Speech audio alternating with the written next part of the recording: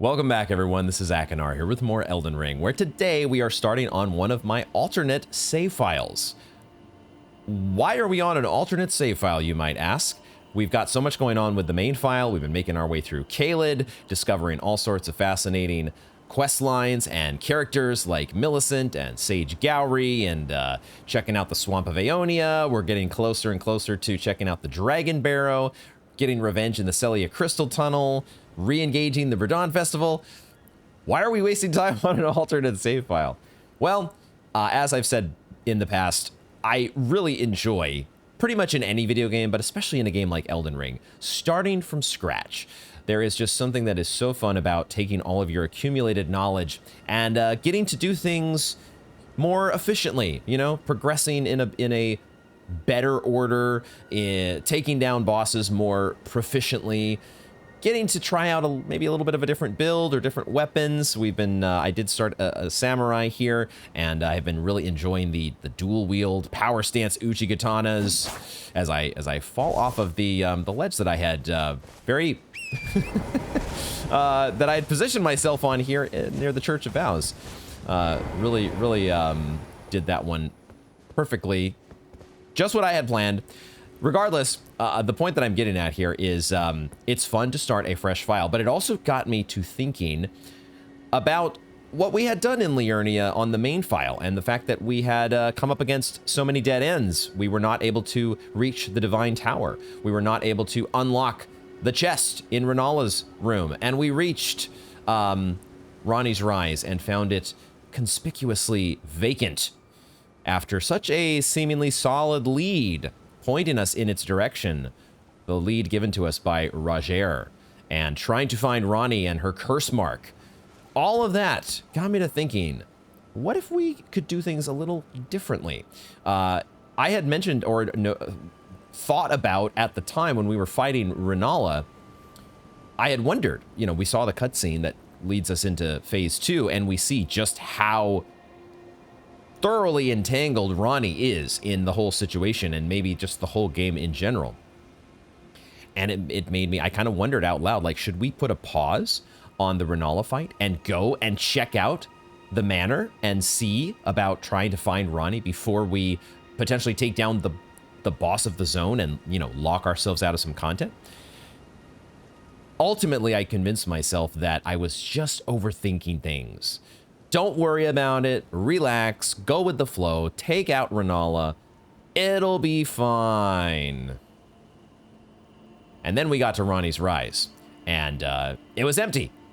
And I have not been able to shake the feeling that we could have done things a little differently, potentially. And so, here on the alternate save file, I decided to roll the camera. I decided to fire up the recording and indeed find out what would happen if I went to Ranni's Rise before going to Rhea Lucaria. Oh, there is somebody here. There is somebody here, and she looks very much like Renna, but we could be, if they are sisters, not be too surprising if they are very much, if they look very much alike. There is somebody here. It felt so strange. It felt so weird on the other file that we did not have. Let me see if I can get behind you without making things too awkward here. That we did not have. Look at that. Looks very much like Renna, but I think the hat is different. The hat is a different color, I want to say. But it has been a long freaking time since I've seen Renna. And now it makes me wonder. Well, we're going to talk to you in a moment here and maybe get some answers. Maybe getting answers in Elden Ring, lol.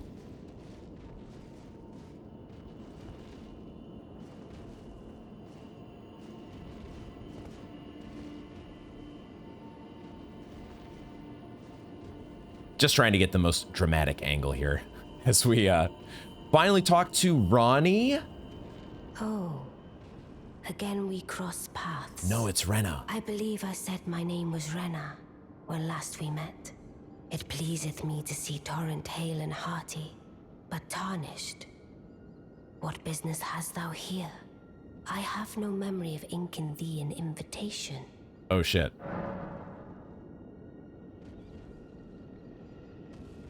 Oh, what? Okay, okay. So just to be clear about what I have done so far on this file, I did go to the Black Knife's catacombs, and I did get the Black Knife print, and I did as much as I could with Roger, Fia, D. I have not replicated the exact same set of circumstances where we saw Fia kind of, her very, I don't know, almost her scheme, her manipulation to end up with D being dead. That whole thing that she orchestrated has not played out on this file, and I don't exactly know what I have not done. Is it maybe I need to collect enough death root? I don't know if that has an impact on things. So there are some differences, and I have not explored Liurnia as thoroughly. I've just basically made a beeline for this place because this is what I wanted to see. I wanted to see, would we get something different if I came here before doing everything with Renala at Rhea Lucaria?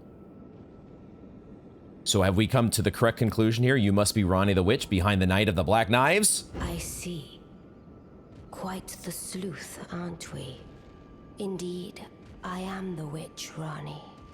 I stole a fragment of the Rune of Death and used it to forge the god-slaying black knives through fearsome rite. I did it all. But sadly for thee, the curse mark thou seekest is not to be found here. I have slain the body I was born into and cast it away, and it is upon that flesh the curse mark is carved. What? I have slain the body that I was born into? This is not the body that you were born into, huh? This isn't Renna's body, is it? Is this why you have the whole like illusory face? The illusory dual face that's going on? Maybe that's why. That this is like, she's inhabiting this body. Maybe it's Renna's, maybe it's not. Who the hell knows whose body this is? But the fact that she's gotten rid of the curse mark. Roger's gonna be a little disappointed. Unless she knows where it went and we're supposed to go dig it up. Wow, this changes so much potentially now, right? This is like a huge revelation because now all these things like the story trailer and also the introduction at the beginning of the game to Renna the Witch, it was Ranni the whole time. And she really is this, talk about orchestrating things behind the scenes. Is she in league with Fia? Does she have something to do with Godwyn? Godwyn the Golden becoming Godwyn the Dead? Or what was the title? I can't remember the title right now that Fia used for him. Okay, where did the body go? And why should I reveal that to thee?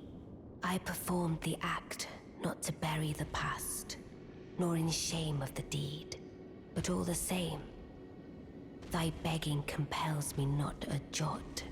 The curse mark thou seekest is not here. That is all I will say. Now, be gone.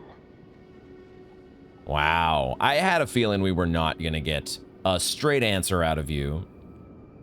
Not too surprising.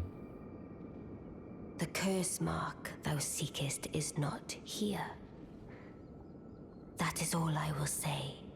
Now, be gone. So I went ahead and just rested at the site of grace just to see if anything would progress. Can we get any additional dialogue? The curse mark Same as before. Okay. is not here now. Okay, so we have exhausted her dialogue. I guess we might as well go ahead and talk with Roger as well. I was actually kind of debating whether I should do that, just because I felt a little uncomfortable about progressing this file any more than we've already done. Like I don't really want to be doing this file as I don't want to be getting so far ahead and actually like delving into like new zones and new territory. I want that to be part of the first playthrough file, if you will. However, I think it makes sense to kind of include this as an auxiliary, especially now since we've already made the discovery regarding Ranni/Ranni. Let's see if Roger has anything to add to the story. Always good to see you safe. So, what do you need? I think that makes total sense. Ranni cast off her curse mark. There is new dialogue. Okay, what you got for me? I see. When Ranni shed her flesh, she shed the curse mark too. You know, not everyone would trust such a tale. But if she in her current form is nothing more than the living doll you profess, then perhaps it's true after all. Forgive the bluntness of the notion, but how would you like to become one of Ranni's vassals? What? Only in order to get what we want, of course. The location of the body which bore the curse mark, which right now I haven't the faintest. And the best way to find out is for you to enter her service and take a poke around on the sly. I know you've got what it takes. Not only are you a superb fighter, but people want to trust you. I've seen it. Oh my goodness, he wants... So there is a progression to this quest line. And I'm a little... Okay, I'm a little worried. This is like dicey territory for me because... I'm just worried, have we orphaned the quest line on the main file? Have I reached a point? This is obviously a rhetorical question. Maybe I really do need to have some a talk with at least one or more of my trusted advisors and get a nudge as to how we should proceed here, because this is starting to feel like there's going to be an entire quest line that I would need to keep alive on the main file, or sorry, on this alternate file, that we would not be able to progress on the main file. And if that's the case, I'm not so sure that I'm going to be able to keep that up, quote unquote. But we've made it this far. I guess let's hear his proposition. Can you become Ranni's vassal to advance our agenda? While in her service, you'll be able to take a poke around on the sly and determine the location of her original body that bears the curse mark. I realize that I'm asking you to put yourself in grave danger, but I know you've got what it takes. Quite possibly the only one, in fact. Okay, so that is basically repeating what he had said before. Can you become Ranni's while in her service and determine that I realize that I know you've got... The real question is, how do we do that? How do we become one of her vassals? I'm supposing that this is going to unlock some new dialogue. Some new dialogue. This is why there is a warp point at Ranni's Rise. We're gonna keep playing this out here, and because ultimately I am sharing this experience and this information that I am gleaning. I feel that it really would be against the spirit of the playthrough if I were somehow like just playing this file on my own, not recording this at all, and just, you know, seeing all this for myself and then not telling you guys about it. Like that would feel very, very dishonest, and I just couldn't I couldn't hold my head high at all. But at the same time, I feel just a bit uncomfortable still about learning the information here that we are potentially learning. At the same time, maybe we will learn something that will allow us to course correct on the main file. Maybe we will get some intel that will help us get back on the right track, because maybe we haven't orphaned Roger's questline completely. If there is more, you know, if there's a curse mark to be found somewhere, maybe doing this questline on this file, as far as we can make it, will help us get that same information or that same progression on the main file, if that makes any sense. The curse mark thou seekest is not here. That is all I will say. Now, be gone. Does give us a new dialogue option. Okay, I wish to serve you. This is not going to be suspicious at all to her, right? She's just going to go along. Oh, you just want to serve me out of the goodness of your heart. Sure, of course. This feels like this is too on the nose. There's going to be... This isn't going to work, is it? Oh, is that so? Thou wouldst render me aid.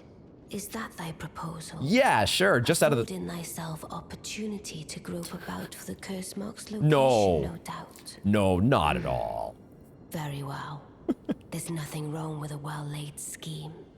What's more, if my past and past wounds beckon to thee, I am curious enough to see what thy destiny portends. I'll allow it. Enter my service, and good hunting to thee. I see. So she is going along with it just because she's curious in her own right. Good. Then I ask we proceed with haste. There is, in my service, a half-wolven warrior by the name of Blythe. What? I would have thee join him in searching for the hidden treasure of Nokron, the Eternal City. Oh my I have God. told for Blythe to greet thee below. Take from him the particulars. Ah, and there wilt thou find Iji, my war counselor, and Salavis, preceptor in the sorcerous arts also. Heed not their peculiarities.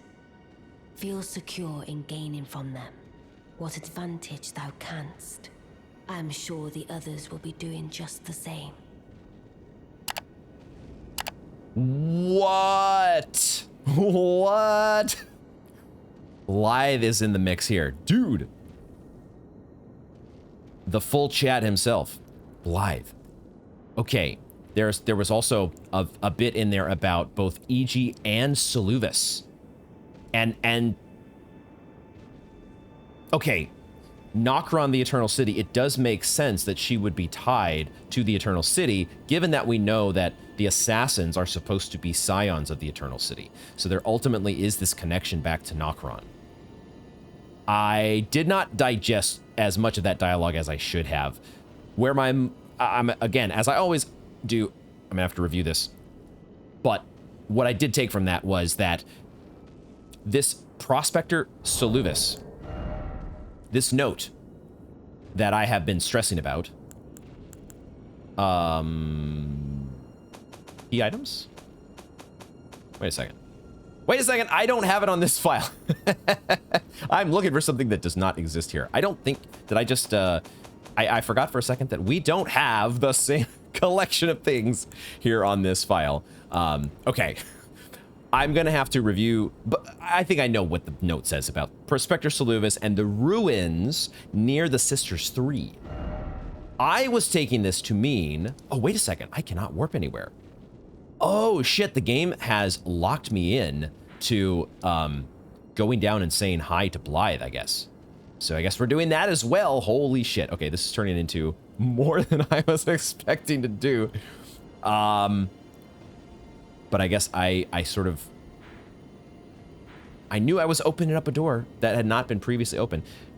What I am realizing now is the possibility, the ruins that I was thinking of the very, above world style ruins, the King's Realm ruins, these like dilapidated structures that are known often as ruins.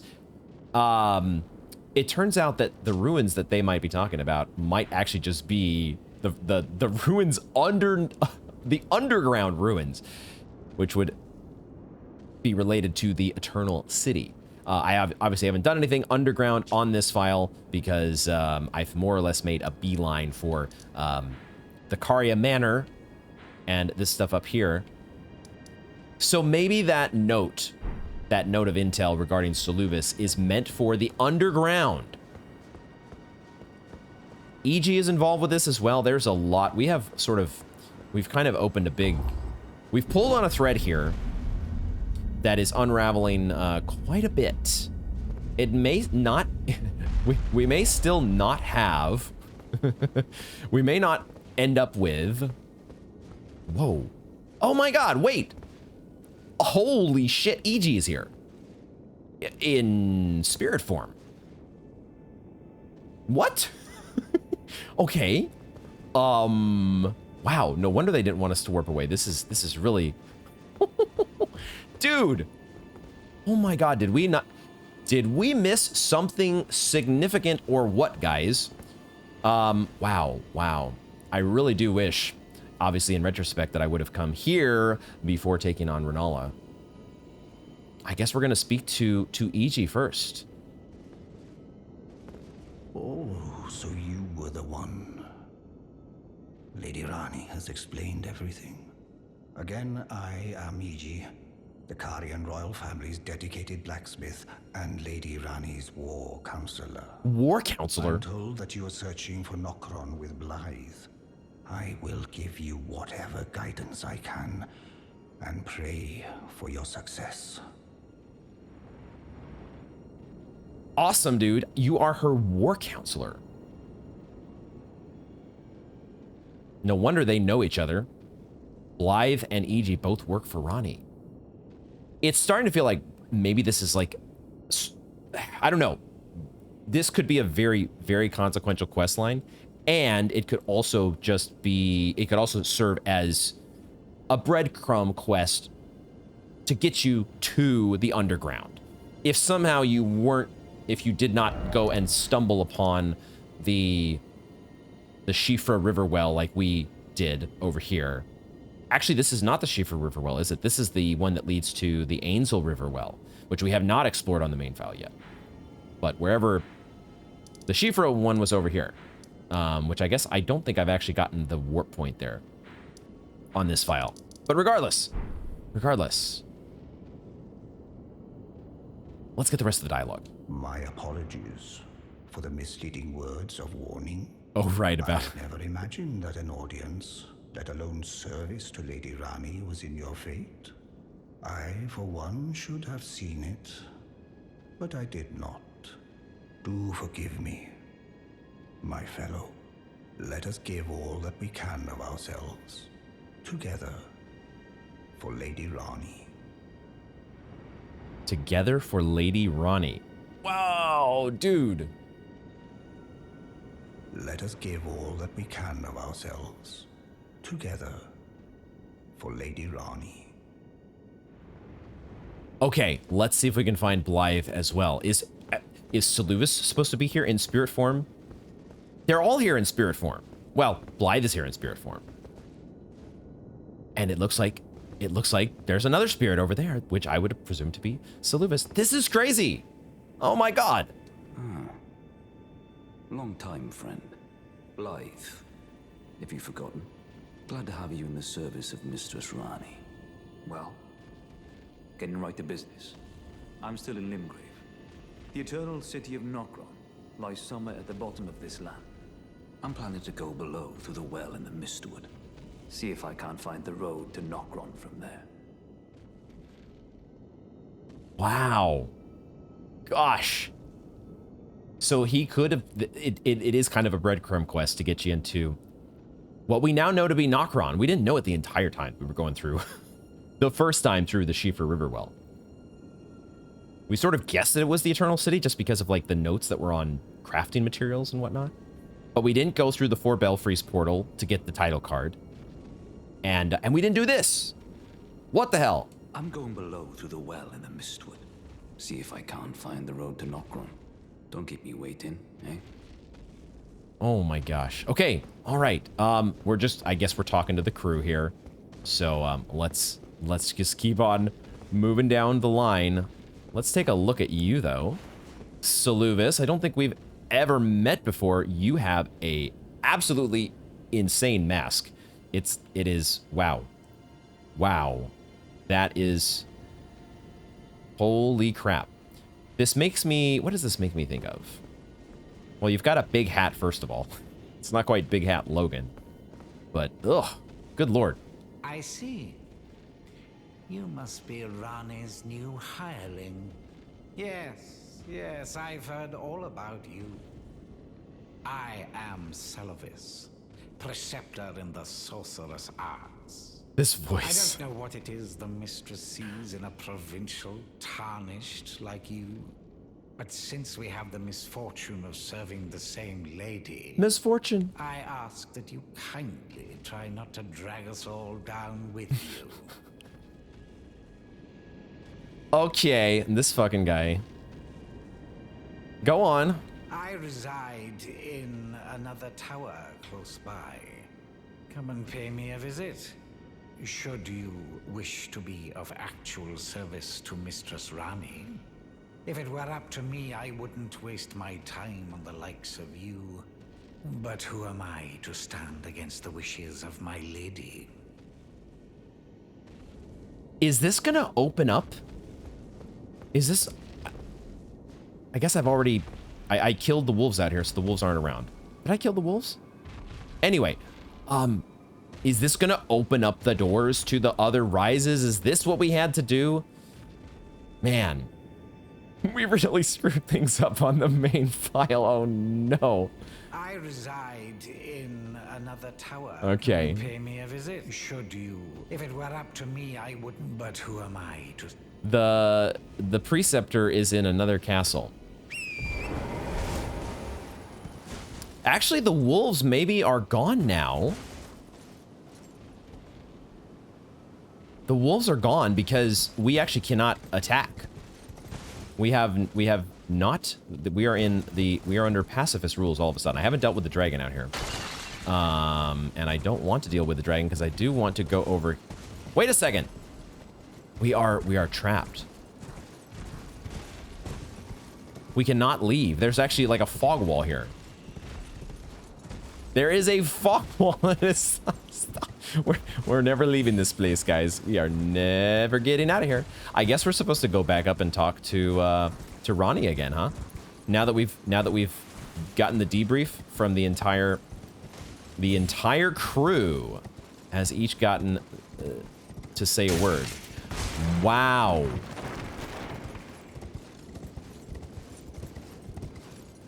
This is crazy. This is nuts. It might just be that we need to rest at the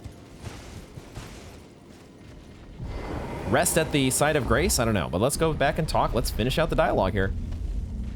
Holy moly. This makes me a little, gonna be fully honest, this does make me a little bit sad about the main file. What are we gonna do? This is something now that I am starting to feel like, well, let me think about things. Let's see what else Ranni has to say first. Allow me to forewarn thee. I shall soon enter my slumber, and it will be some time before I wake. This doll's body is not without its hindrances. Still, I have high hopes for thee. I look forward to the good news when I arise. All right, so we're back here with present day Akinar, if you will. And it was at this point when I was recording that I decided to stop because I wasn't exactly sure if I wanted to proceed. As I was kind of explaining there, I wasn't, if there were a way for us to kind of continue this quest line in some manner on the main file, then maybe I would want to do that instead of trying to progress things as far as possible here. I just had some uncertainty about exactly how I wanted to go about things, and maybe find out whether or not we had completely screwed things up altogether on the main file. So I did reach out to my sister and sought some advice, and she basically said, "Don't worry about it. Everything's fine. Just keep playing. If you were really, really in danger of completely missing out on something big, then we would let you know." She did also say, however, if I wanted to, I could continue with the quest line, at least for a little while here on the alternate file, and see how things progress, because apparently there is a point at which we would reach this point of, I guess, a natural switchover where we could potentially figure out how to pick things up on the main file, if that makes sense. So I think that's what I want to do. I in particular am very curious just to see what's inside Seluvus's rise, if nothing else, and maybe talk a little bit more to Seluvus, because that situation is really, I mean, I want to know more about this whole quest line in general. I want to know everything that I can about Ranni, and especially now knowing that it's not Renna, it's Ranni, and she's the narrator for the story trailer. Like, this is one of the most consequential figures, characters in the game. We need to know as much as possible. We're just going to check back up here and see. She is still here, even though she mentioned that she was going to be going into a slumber. Let's just make sure we've exhausted her dialogue. She has gone into her slumber. Okay. She's dozing off. Look at that. Catching those Z's. Those oh so important REM waves, deep sleep, slow brain waves, whatever the heck they are, whatever kind of brain waves that that Ranni is experiencing at the moment. She is MIA, if you will. So many questions, right? So many questions about who actually is Renna.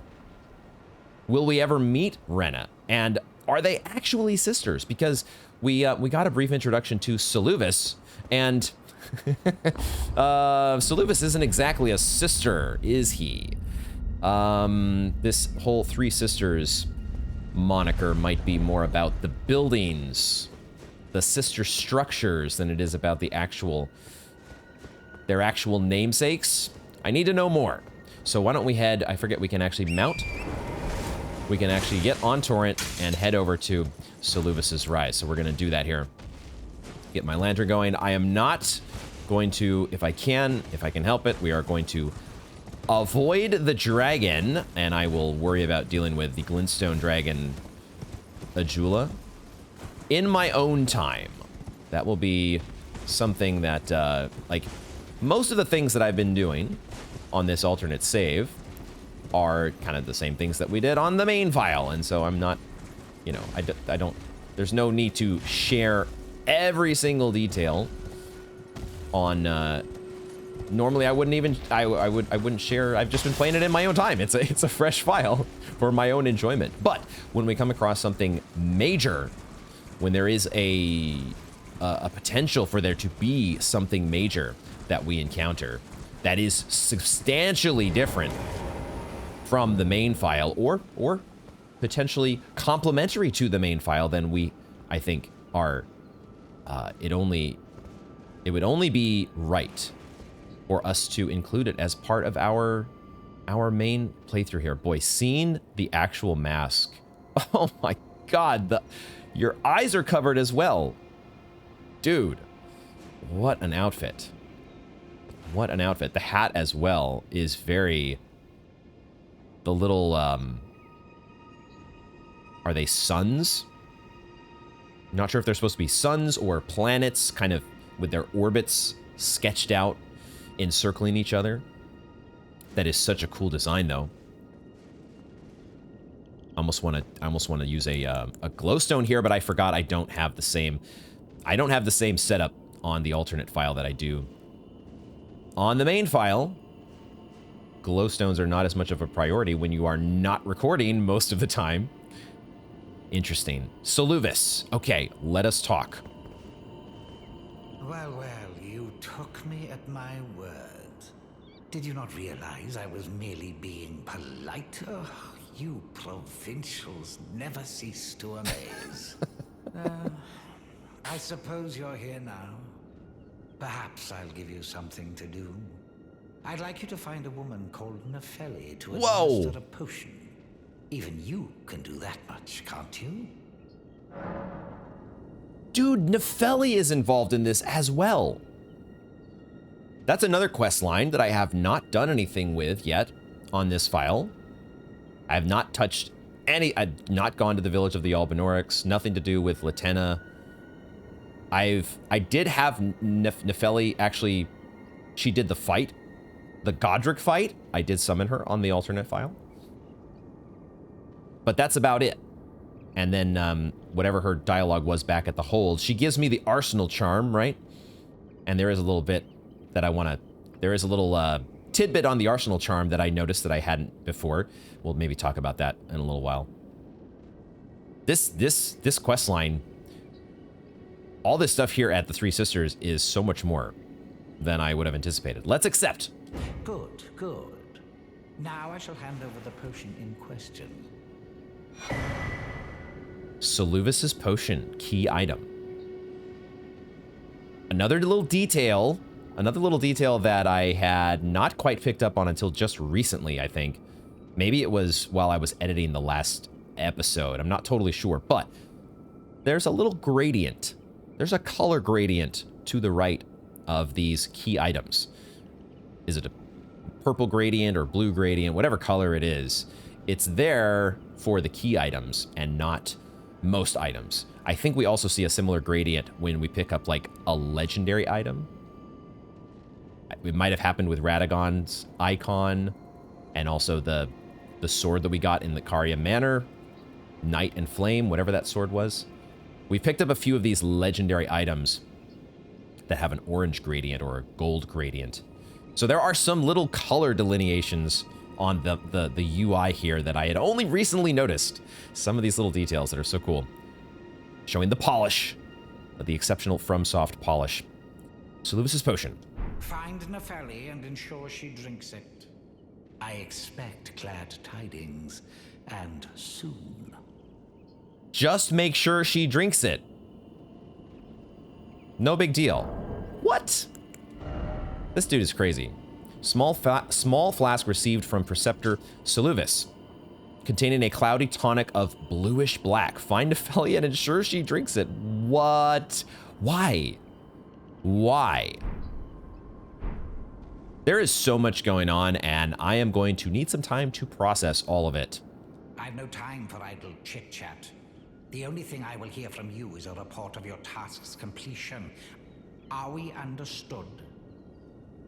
Then off you trot. I have enough on my plate. This guy's tone is so, it's so annoying, but the voice acting is done so well. I really, really enjoy it. Do you expect anything else from me? It's just, I can't do it justice, but man, it is. I've no time for idle chit-chat. No time for idle The only thing I will hear from you is a report of your tasks. Are we? And I have enough. Off you trot. Oh my god. I do want to go up the ladder. Hold on just a second here. Let's look around just a little bit more. Just a little bit more. It looks like kind of your standard fare in terms of the glintstone paraphernalia strewn around the environment. All right, Seluvis. I know you didn't expect us to actually... You gave us the old invite, non-invite. Oh, sure, you can come hang out anytime. And then you really, really don't expect us to do that. All right. What are we getting? Is this a memory stone up here? What do we get in this chest? Which I cannot access on the main file. Okay, it is a memory stone. All right, I can at least, that's kind of a heartwarming discovery because we are not in dire need. We are not in dire need of memory slots on the main file. So that's kind of, I am okay with that. I am a-okay. Ooh, I actually figured out, I actually got that torrent parkour. I wasn't sure that I was gonna do that. This is now a little, this is something else that I had not thought of when I was recording, when I was first recording the interactions here at the Three Sisters, and the fact that Blythe is involved. I had totally forgotten about the Black Wolf mask. And now this is another thing I'm gonna need to have to re-examine. I'm gonna have to re-examine so much. I need to like have some time to process and go through a bunch of item descriptions, NPC dialogue that I've taken note of, and and potentially review the story trailer. I think in some future episode, we're not going to do it this time, there's going to be some sort of a, I don't know if you want to call it a debrief, but we need to like catch up on the big picture. We need to take we need to zoom out and kind of, you know, try to figure out what exactly is going on in Elden Ring at a big picture level, at least the broad strokes. So, okay, we've chatted with Seleuvis, and now we know that we need to give a potion to Nephili. Where is Nephili right now? That is actually, I think she's not back at the hold. Let's go to the round table hold, because we can actually now talk to Roger, right? We can talk to Roger and see if his dialogue has progressed. I presume, I think where Nephili is, she is out on this file. She is at the village of the Albinaurics, which I have not, as I just said, I have not gone there yet. I've basically done nothing in Liurnia outside of the Black Knife Catacombs. I chatted a little bit with the Turtle Pope and basically went straight to Caria Manor. So that may be something I do. If I am going to progress this quest line, and it's going to be pretty involved, we're probably not going to do all of it today, or most of it today. It may be something that we progressively do as like, here's an update from the alt file. I don't know. The alt file episodes. Would you all be interested in that? Something along those lines? Always good to see you safe. So, there is just a talk option. Okay, let's update Roger. See what he's got to say. Maybe I should tell you. Yes, Lately, tell me. I feel I'm on the precipice. Oh no, that's not good. Falling into a deep, fathomless slumber. And I have an inkling it could spell trouble for you somehow. So I just wanted to get the apology out of the way beforehand, since you're so scary and all. Wait. I'm so scary? I feel like we have such a strange relationship with Roger. I don't quite know what to make of this guy. Why are we scary? What exactly is scary about us? We never say a word. We stare broodingly at you as you talk endlessly about curse marks and Night of the Black Knives, all this epic, crazy tale, this story that you're weaving for us, and we just sit there saying nothing, creepily staring at you. Why would you be scared of us? That doesn't make any sense. That was an odd update. Okay, I was expecting a little bit more. That we might tell him a little bit that we have joined League. We have taken up service as a vassal of Ranni. Oh, still neat? He's not interested in that at all. Wow. Well, we may get an update, though, now that he's talking about going into a deep slumber. Is he going into a slumber because Ranni went into a slumber? So I came over here to the Shifra Riverwell entrance, and I cannot find Blythe. I have been looking around up here in Limgrave, and I went down the elevator as well, and I did not see him at the bottom right near the site of grace. Now, I did see something as I was riding the elevator up. I did notice something. Let's see if we can see it here. I don't remember exactly how far down it was, but I did see an item. I feel like it was somewhere in this direction. Maybe I'm looking the wrong way. No, there it is. Yeah, there's an item up on that ledge over there in the distance, but I unless there's some ledge in here in the elevator shaft that we could jump to or something, I don't think we're meant to get there from here.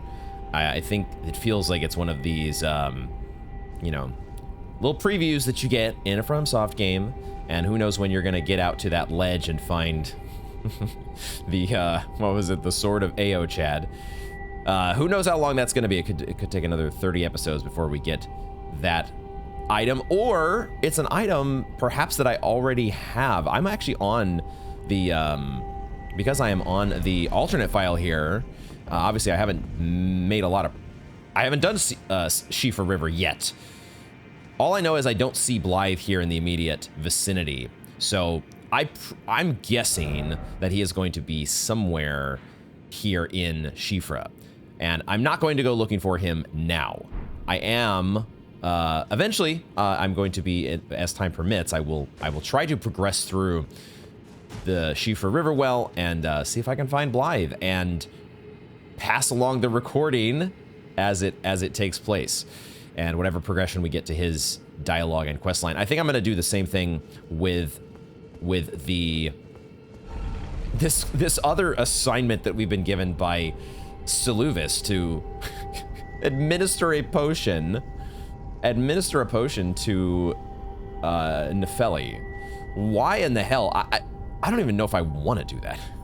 I mean, it's one thing. I have this dilemma about exploring the alternate chain of events. I don't know. I guess I have a little bit of trouble with this. In my mind, at least, messing with the sanctity of the first playthrough. Like if we were to uncover some information, let's see if we can see here. Yeah, there's a ledge there, and that's all we get. We just get that really quick glimpse, and this is a super long elevator. We're not supposed to like jump off of it to get that item. That is a preview of something to come. So, yeah. What was I saying about Seleuvis? Seleuvis is very suspicious, first of all. He doesn't give us a reason. He doesn't say, here's what the potion does, here's why I want you to do it, and I expect, to hear good news. He just says, no, go and do it. Don't ask any questions. Like, as far as for all I know, we're giving Nefeli some poison. So, I don't even know from a moral standpoint if I want to do the quest, but even if I'm exploring the alternate chain of events, like, what if we glean some information that we wouldn't otherwise get on the first playthrough? But I think I'm probably the only person who's super concerned about that. This idea that we're messing with the integrity of the first playthrough file. I think most of you would probably say, hey, this is all part of the game. Whether you're playing it on one file or the other, you're gleaning the information, and as long as it's being shared as part of the playthrough, like I said before, if I were just playing it by myself and like gleaning all this information without filling you all in, that would be a whole different story. What did I want to, before we switch back over to the main file, I did want to quickly look at, I guess we could look at this on the main file, but the Arsenal Charm, I had mentioned this before, when I picked this up on the second file here from Nefeli, I noticed the description talking about an unusual greatsword. It was derived from an unusual greatsword once wielded by a hero hungry for vengeance.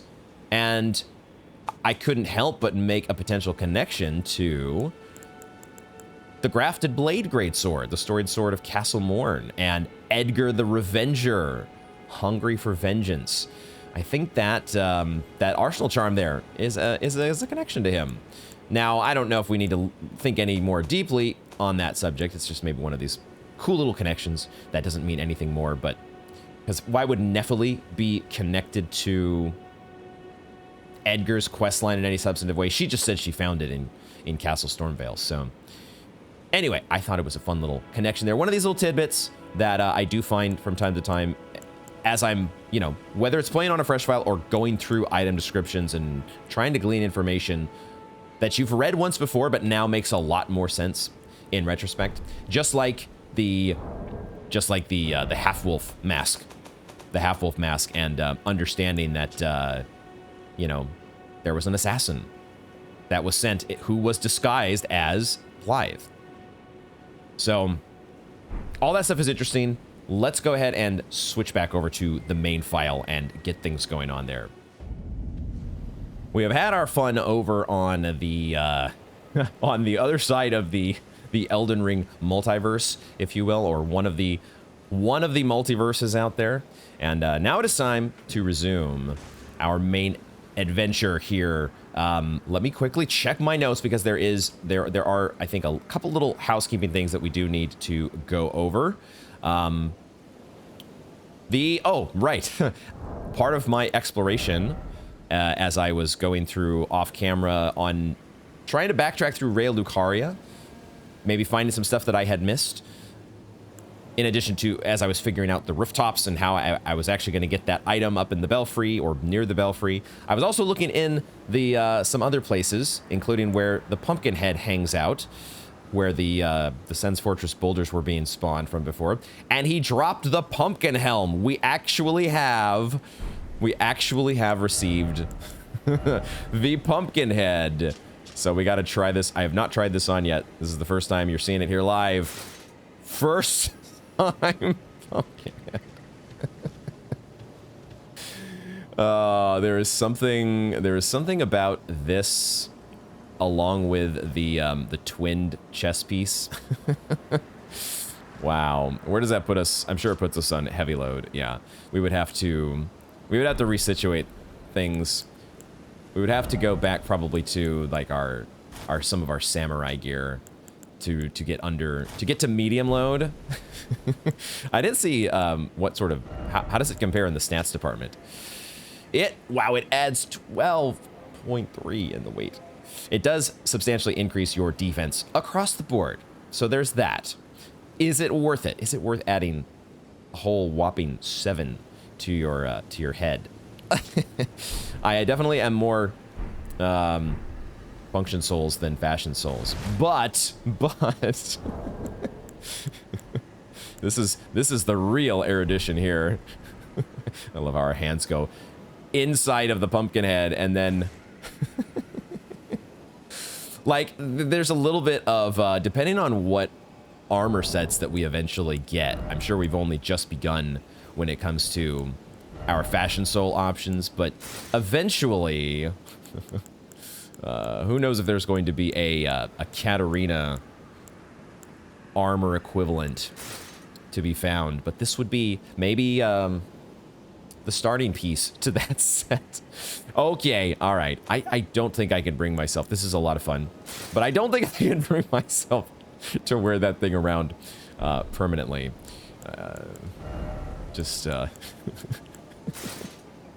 There's all sorts of considerations there. Let's go back to getting our yeah, I can't quite go to the Banished Knight gauntlets because that does put me at heavy load. We don't have to do this turtle great shell.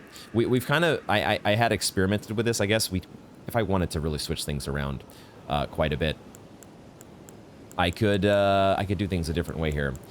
Also, why am I wearing the Cerulean Amber Medallion? How did this thing get equipped? Am I completely forgetting something that I did off camera?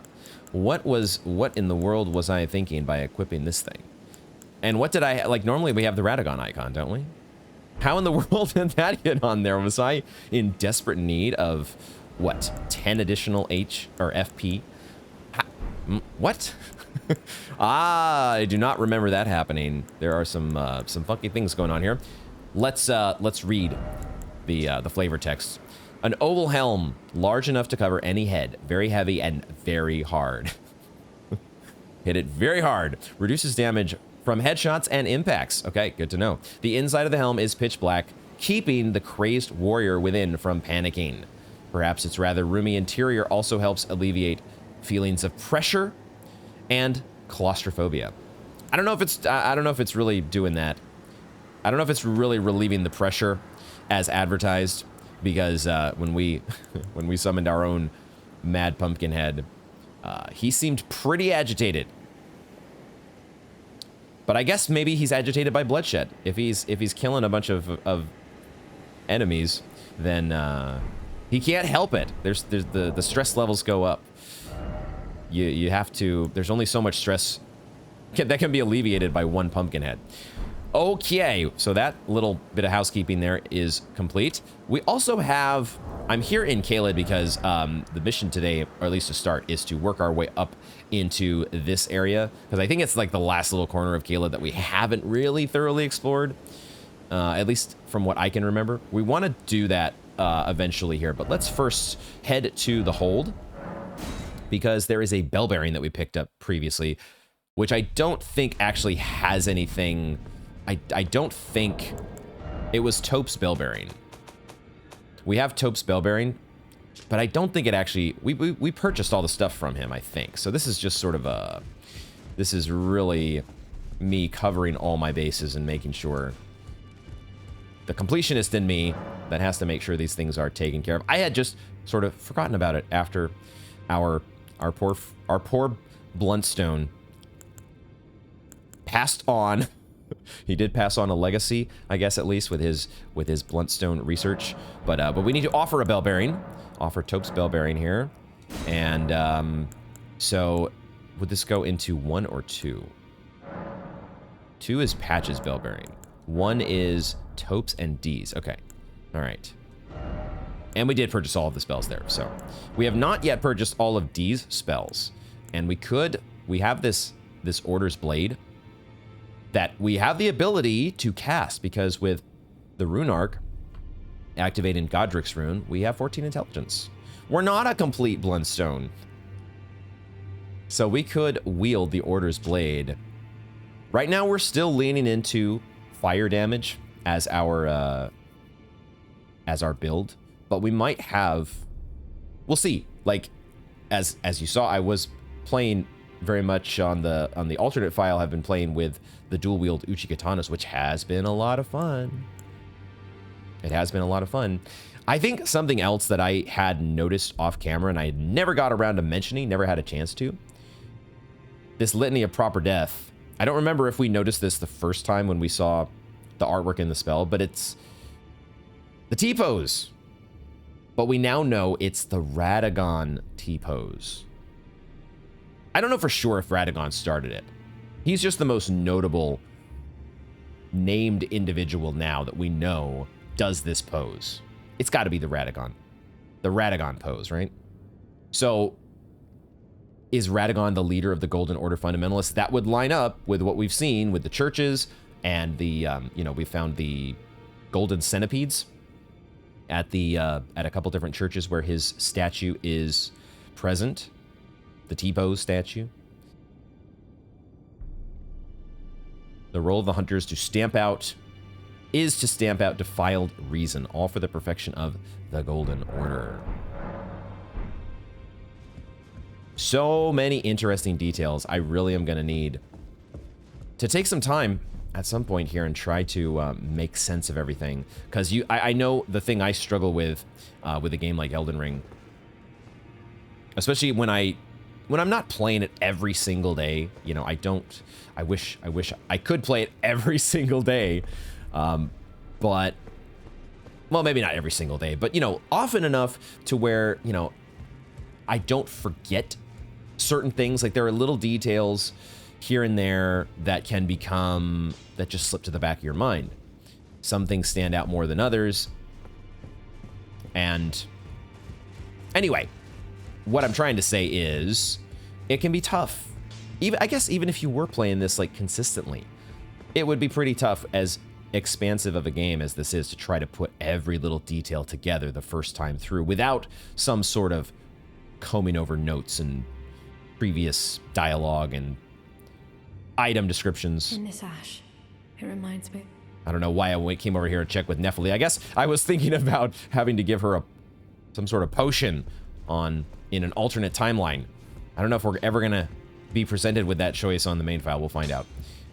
But okay, we gave the bell bearing, which really was just a very, very minor bit of housekeeping here, but it allows us to, talk through some other thoughts and T-poses and these wonderful, amazing things. Okay, actually, before we get back to Caelid, I have an idea. I'm gonna keep myself reserved here. I'm not gonna try to sell this too strongly, but because I've had ideas before that have fallen flat on their face when it comes to the converted Fringe Tower. But I have another idea. Another item that I have forgotten about and I have not been using very much is this Mimic's Veil. Now, I can't use it right now because I am on horseback, I presume, but the Mimic's Veil, we can read its description here if we, in a moment. But I'm pretty sure the description is, it had a nickname, right? It was called Marika's Mischief. Marika's Mischief, right?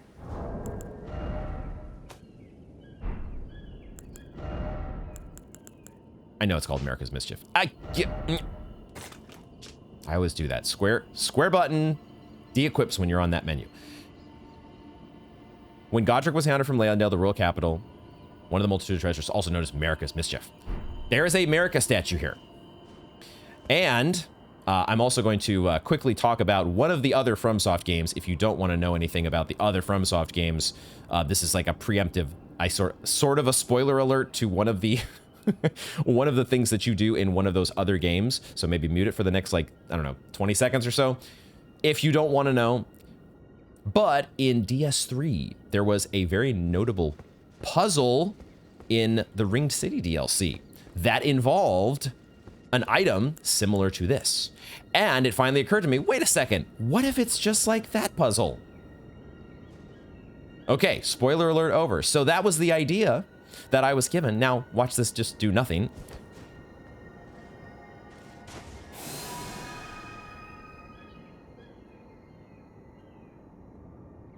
Because of course it would absolutely do nothing. We do turn into a very, wow, very innocent, humble looking statue here. Do I have to stand right in front of the door? Maybe? Maybe? Dang it. Yeah, that was in the previous circumstance where this kind of idea played itself out. I definitely, there were some clues, like there were some messages that were in the area that were actually player messages that kind of were hinting at the idea of what I was supposed to do. And I still didn't quite get them. I still did not quite understand what was, I needed a little bit more nudging. Oh, we can turn into a marionette soldier. I eventually needed a little bit more nudging in the other game to figure out what I needed to, but it looks like this is not one of those situations. So the converted Fringe Tower remains a mystery, unless we need to like roll. Well, so this is, we should maybe try a couple different things here and see, you know, since we have several different iterations to go through, several different appearances that we can take.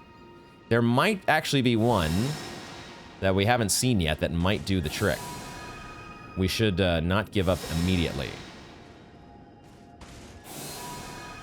So far, I've only seen the three. We've seen the glintstones, the marionette, and whatever the cute statue holding the Elden Ring Bible. Okay, it looks like it's just those three, unless there's one that's like super rare. Is there a super rare one that turns us into the actual Marika statue? This actual Marika statue, and then that's the one we need in order to complete our agenda, our quest here to solve the puzzle. Yeah, looks like it's just these three. Dang it! You must solve the puzzle to enter. Why won't you let me solve the puzzle? Why won't you let me solve it? Okay. All right, well, strikeout number, who knows how many. I don't know how many times I've come to the converted Fringe Tower and not solved the puzzle. So we're gonna just keep hoping and praying that eventually there will be some information, some knowledge, some erudition that lights the way. Unfortunately, today is not that day. Let's also, I'm going to rearrange things a little bit here on my list. Since we are in the area, I actually want to go to Jarburg. I have been thinking about potentially, at some point, resuming the Radon Festival. We're getting to the point where that might be, it might make sense for us to do that. And so I thought, why don't we just check in with Jarbaron over here? I don't think we would get any new dialogue with you, but you never know. Hello again. Do you know what a poacher is, cuz? They hunt us, smash us, and then take us away. This village is kept secret, so I think we're safe here. But you should be careful if you ever meet one of them, cuz I hope Uncle Alexander beats them all up first. No idea what you're talking about. never once. I've never seen anybody smashing any of jars, smashing them to pieces with fire or great swords or anything like that. No idea what you're talking about. Those awful poachers. I hope Uncle Alexander beats them all up. My jar can beat up your poacher. It's so... Those awful... Okay, well, we're gonna, you know, I had no choice. In the instances where I had to lay hands on a jar, it was not because I was wanting to do it. Just so you know.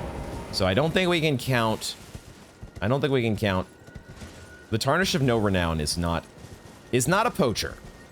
Even though my hands are not clean of jar smashing. But that is new dialogue, so we get a little bit of new flavor there about poachers. I wonder if these poachers... We know that there are lots and lots of dead jars around the minor Erd trees. Are the poachers hunting the jars to take them to be sacrificed or something? What the heck? Don't worry though, Alexander is going to beat them all up. At least Jar Baron hopes so. Okay. All right, we did get some new dialogue at Jarber. Good. Good. I think it's time. Let's get it going here. We've done the alt files.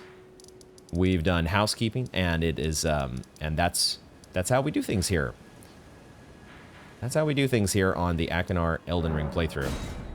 Eventually, we get around to actually playing the game. I say jokingly, I say teasingly. Let's get it started here. I say I'm going to take Mimic's Veil off of my bar. We'll leave it on there for now because who knows? Who knows? There might be some fun we can have with that. Let's get it going here because I think there is one last little section that I have yet to explore. Now, that reminds me. One bit of science that I have been talking about doing for a very long time has been beast lure pots. And now that we are heading in this direction, we might be able to do some of that science. Because there are both dogs as well as the big rotting birds around here. Now, I don't know that I want to bother the dogs that are taking on the Redmane soldiers. Let's let them deal with each other if at all possible. What I want to figure out, what I'd like to figure out here is how to not get sandwiched by red-eye zombie dogs and this big bird over here. How do I avoid that fate? Okay, the question is, how do we experiment? What is our purpose with experimenting with the beast lore pots? We would not want to throw the beast lore pot directly at the beast, right? If it works, like what I have in my mind is it's supposed to theoretically be like a blood cocktail from Bloodborne, which means you would want, if that were the case, you would want to throw it like on the ground somewhere, so that the big bird is distracted.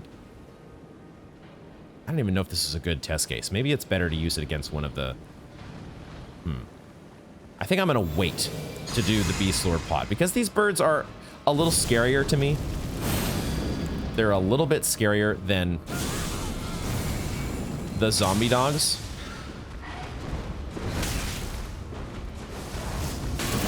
And I would rather not fuck around with them just at least, especially starting off the day, this is like the first actual combat that I'm getting into. Let's just focus on killing a somewhat dangerous enemy, and then worrying about science here in a moment. So let's see what happens maybe with this guy. If we can avoid, I don't want to be spotted by the pale dog. Hopefully we're far enough away. At the same time, let's just let's go over in this direction here. And let's see what happens if we throw the beast lore pot over here.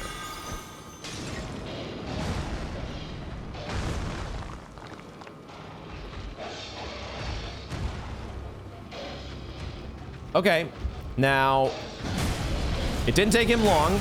It did not take him long to get on our case. The Beast Lord pot only had a very limited duration. It did attract his attention, but it did not keep him. It was not like a blood cocktail that kept him at bay forever and ever and ever and ever. Okay. So, is that going to be a useful item? Is that going to be useful to me? I mean, it was a distraction for some amount of time. I just sort of sat there and did nothing, right? If I had been doing something, if I had been using that moment of distraction to facilitate a sneak attack, that would have been a different story. I might have said, you know what? That's actually pretty useful.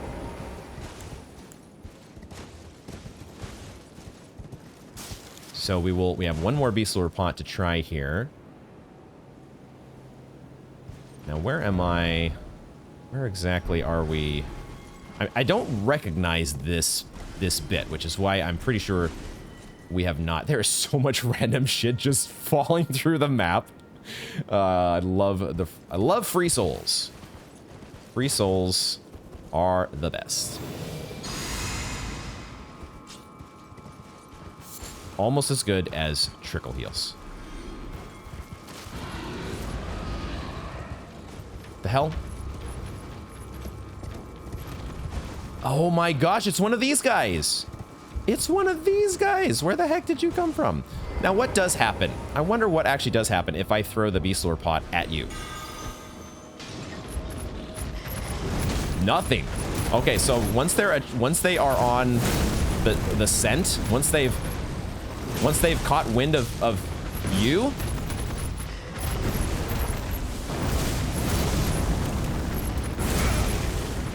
once they've caught wind of you, then all bets are off.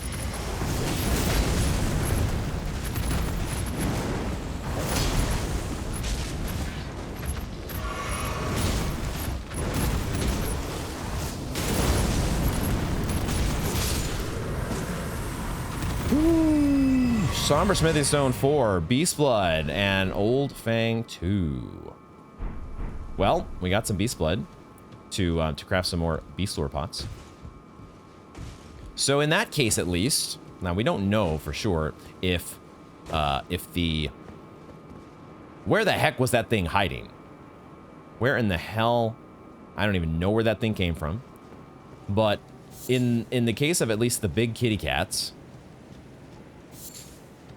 they do not, if they are already aggroed to you, they don't respond to the Beast Lure pot. Maybe that's a different story if they aren't aggroed. So let's craft a couple more of these, and let's keep on testing. Let's see what else happens as we get more free souls. Thank you. 2 more Beast Blood. There we go. Okay. So, craft Beast Blood. Sorry, craft Beast Lure pots and immediately get that shit refilled. Seems like a good formula to me. Wow, so much Beast Blood over here. Okay. It's like they knew.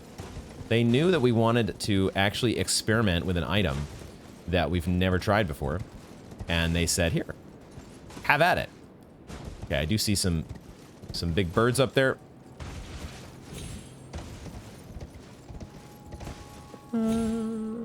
I didn't think I was going to make that jump. I should have sprinted.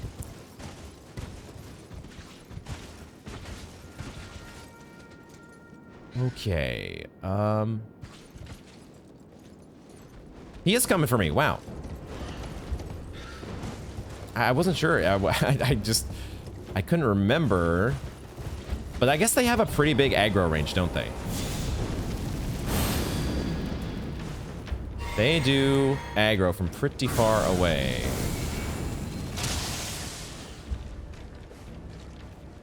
Don't have quite the right angle here. I think I inadvertently put him out of... I'm outside of his aggro radius, or a little bit outside of his kiting radius, I guess is the better way. I didn't intentionally mean to do that, so we are, I guess, Unintentional cheese potentially here. Unintentional cheese potential. Okay, where'd he go? Come here, buddy. Dang it! Let's just go up and fight. Let's just get in there. I still didn't make it. Instead of running away. Instead of running away like a little coward. See, this is the problem, is that this shit happens.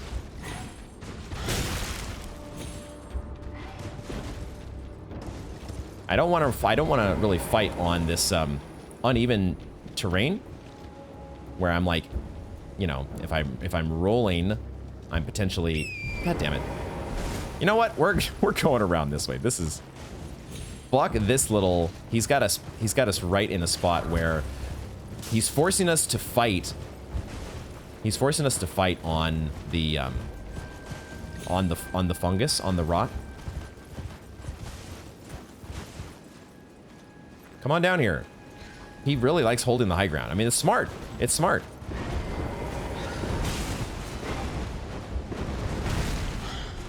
It's not a bad idea.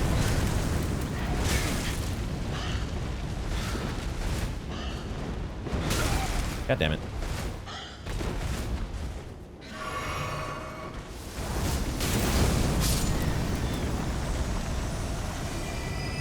Oh, I had an extra flask to refill. I thought I was full on flasks. No big deal. Those guys are just unnerving. I really don't like them. I like it much better when I can snipe them from afar. From a safe distance.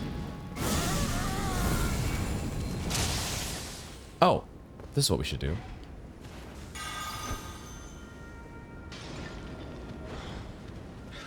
Aha, they do react to the beast lure. And then I'm guessing once I attack them. Okay. Once I attack, it's really not like a blood cocktail at all. Because you don't get to just sit there and wail on them repeatedly. It's just a momentary distraction. So I guess, I don't know. In what situations would that be? I guess it would be the most useful in a ooh. Oh shit. Oh, that's like potentially a flask of wondrous physic. Upgrade. Whoa. That's super unexpected. What the hell is that doing here? Okay, and I guess it was being guarded by these dudes. Cool. Anybody else waiting to swoop in on the action? I think the coast is clear. Famous last words in Elden Ring. Oh boy. Whoa, a windy crystal tier. I was kind of wondering if they were actually going to give us an arcane, not crystal tier. Arcane feels like it's not meant to be one. It's not one of the like primary stats. Like intelligence and faith and strength and dexterity, those are like the 4 primary stats. But arcane doesn't really feel like it's quite in that. It's really an auxiliary stat. Windy crystal tier. Just wanted to make sure that this was a golden sea that we had picked up. I'm pretty sure now we have explored this entire area. Because we went down and we took out these red eyes and did the whole sequence with them fighting the red mains down there and all that jazz. So, okay, I feel like Caelid is potentially now, at least the overworld section is good to go. Enhances dodge rolls for a time. What? The resulting concoction increases the effectiveness of dodge rolls for a certain duration. However, damage taken is also increased during the concoction's effect. Whoa, we seriously need to try this. If nothing else, we can test maybe to see if it will reduce our damage negation numbers, we can see exactly how much of a detriment it is, maybe. But man, let's go try that, I think, right now. Let me check my notes again here, but I think we are crossing the things off the list. We're accomplishing the things that I have actually set out to do to start the day. So what are we going to do next? We have several different options here. One of those options is the Redmane Festival and just Redmane Castle in general. That is one of those options. Another option is the Fog Gate that is here in the town of Sorcery. Those are two options, which I had kind of wanted to do those. Well, there's another option as well, and that's actually trying to fight the Beast Clergyman.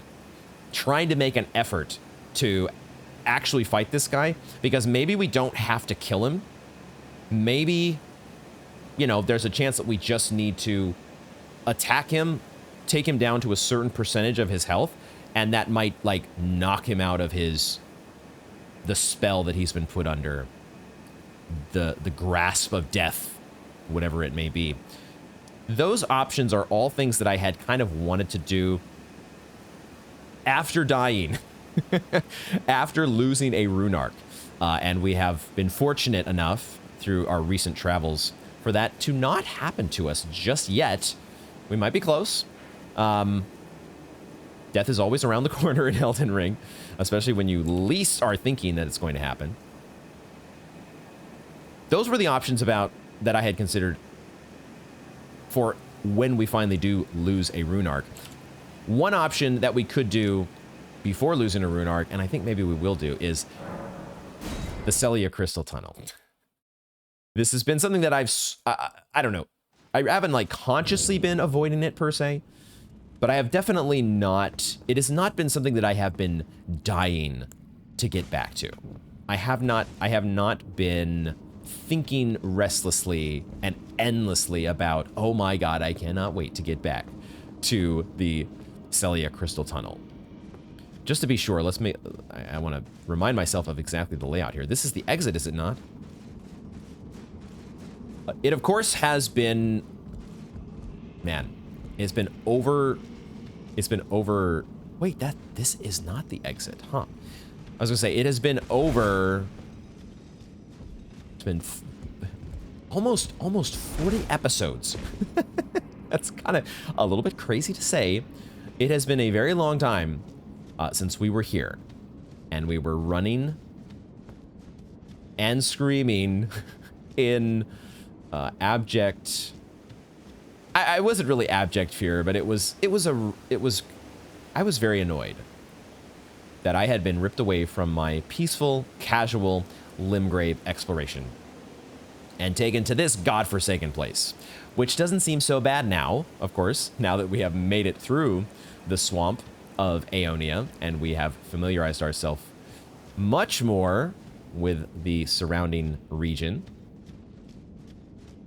But anyway, it is time for us to finally get a little revenge, actually. And maybe I should have been looking more forward to this, because this is our chance. This is our chance to get back at these goddamn motherfucking kindred of rot, these Squidward assholes. I kind of want to try this Windy Crystal tier. At the very least, we're going to put this on for the moment, and we're going to see what happens when we drink. We're going to remind ourselves one more time what the damage negation numbers are. They're roughly around the 20s for physical damage, and then they're between 13 and 17 for the elemental damages. Let's drink and see if that is reflected immediately. It is, and whoa. Okay, wow, it does reduce, basically each of them, it's reducing by at least 10, if not more. Lightning goes almost down to 0 damage negation. That's a pretty big downside. Now, at the same time, how, I'm guessing, we don't know, or I don't know, you all might know if you look up the wiki page, this is probably giving us additional iframes, is my guess. How else would it make your dodge roll more effective? It would have to give you additional iframes, wouldn't it? How many additional iframes? That is a big question. And I don't think there's any way for me to really know other than to test it out. In lieu of looking it up on a wiki page. Which you all know, that's not how we roll. So I think I will leave that in my Flask of Wondrous Physic, and perhaps we will try it out on the boss of this place, maybe. At the risk of reducing our damage negation at by quite a significant tick. But let's get it going here. Sellia Crystal Tunnel time, and now we have. Oh boy, do we have the weapon. We have the ultimate revenge weapon here when it comes to these Squidward dummies. Where are they at? Show them to me. They don't immediately present you, if you were just entering normally, they don't immediately present you with the Squidward boys. I think isn't there one up above though? There is one way up there. There is one that's watching over, potentially. I don't know if, oh, there we go. There you are.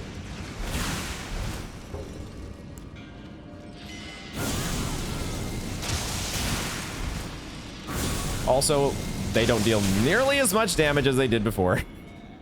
So our trickle heal is going to be right at home.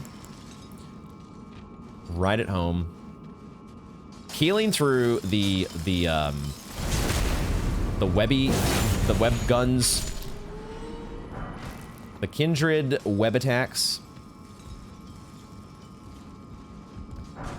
Oh, it feels nice to be leveled up. It feels nice to be strong. We are strong boy. We are not weak boy anymore. At least not for this place. It feels so good. And we can backstab these guys with our big fire sword. They're resilient against physical damage, but elemental damage is their weakness.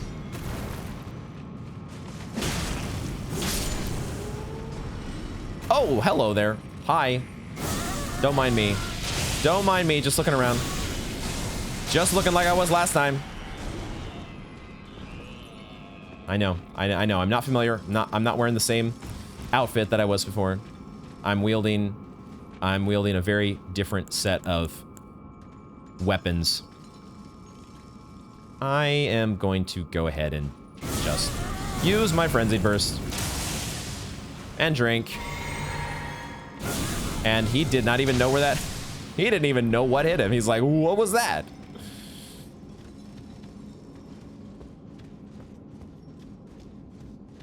It really is, though, one of the...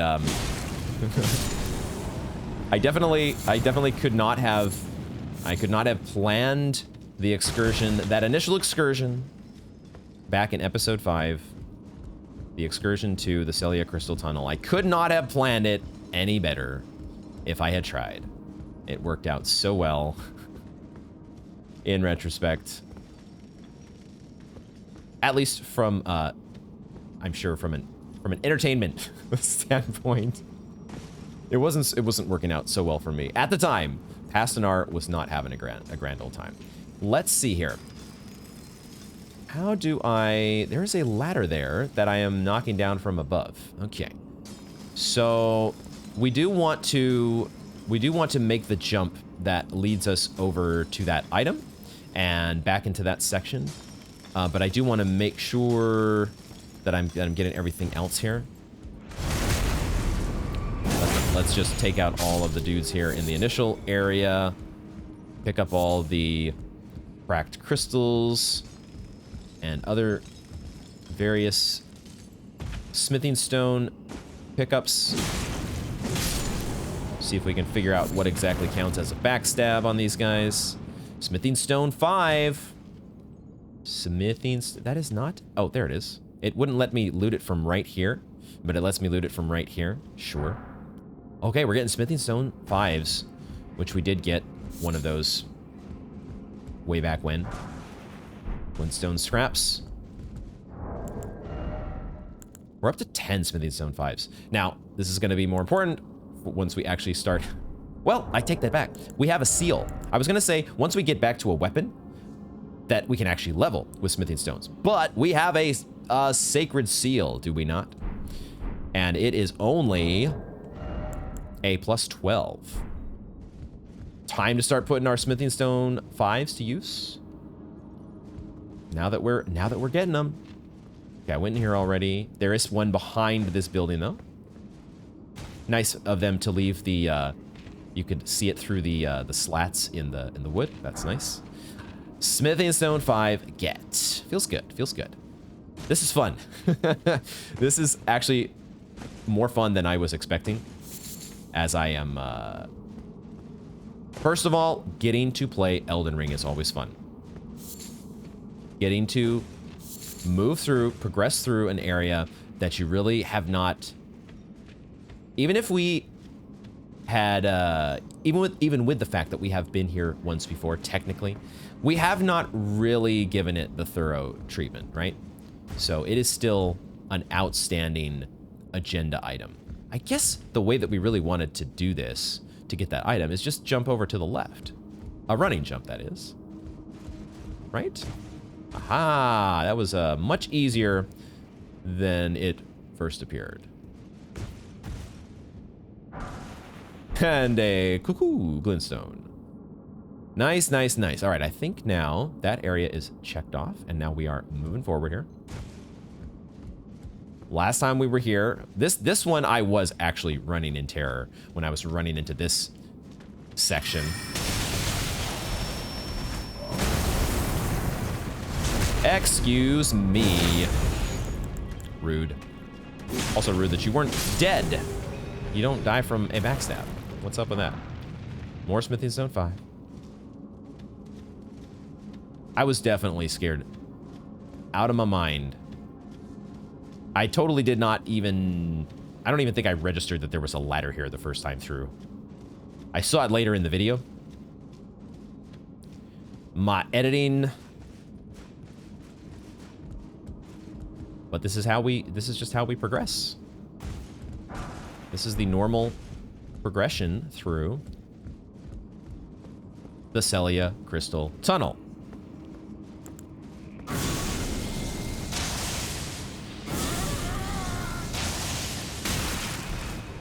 Not killing me.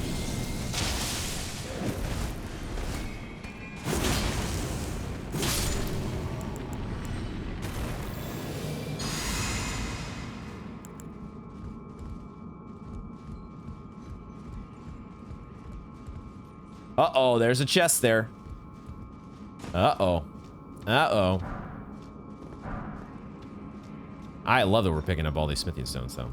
Okay, well, if there was ever going to be a sus chest, not that we would be able to tell the difference, but you got to be on your guard here. Roll away! I rolled toward it. That would have been the worst escape from a transporter trap ever. I guess I let go of the joystick as I was holding it back to the left, and I was spamming the roll button, but it you have to keep holding the joystick. We picked up a rock blaster sorcery, another sorcery number 563 that we cannot use. One of the sorceries of Rhea Lucaria imbues the ferrule of the caster's staff with magic and then thrusts it into the ground to create a massive magical shockwave. Didn't we pick this up before? We got something similar to this, I feel. Ah, we got Shatter Earth. So this is like the powered up version. Ooh, we both got them both here, didn't we? One of them requires 15 intellect, the other 21. Got it, got it. Hold to continue moving without striking the ground, then push the end of the staff into enemies. An enhanced version of the Glintstone Miner's Stone Digger sorcery. Cool.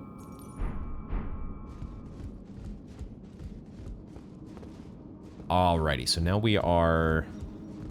That looks like the way forward. Because we are... oh, this is where we kick down the ladder, right? Right here. Assuming that we're not going to get ambushed too badly up here. We killed Squidward already. Let's kick this guy down.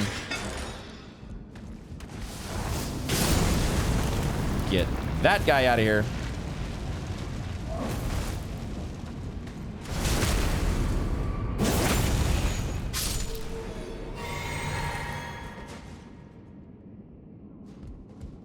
There's another little side tunnel here. Somber smithing stone 4. This just drops back down to where we just were. Okay, so we kicked down the ladder already. Let's get the loot. Golden rune 4. Nice, nice, nice. And then what? Then what? Gotta be an ambush, right? There's always an ambush.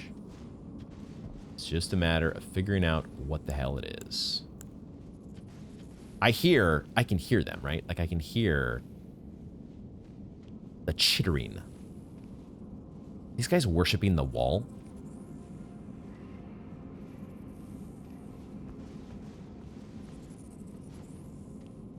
There's one of them over here to the left, definitely waiting to pounce. Would the beast lure pot work on them?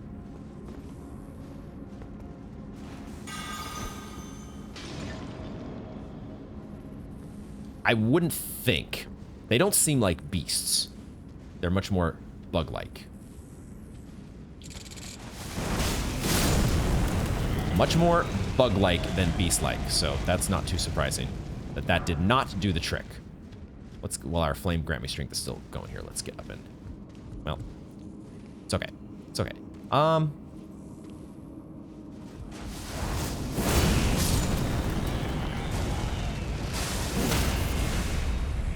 I get to do a critical hit on them. Yes. Okay, that's very, very satisfying.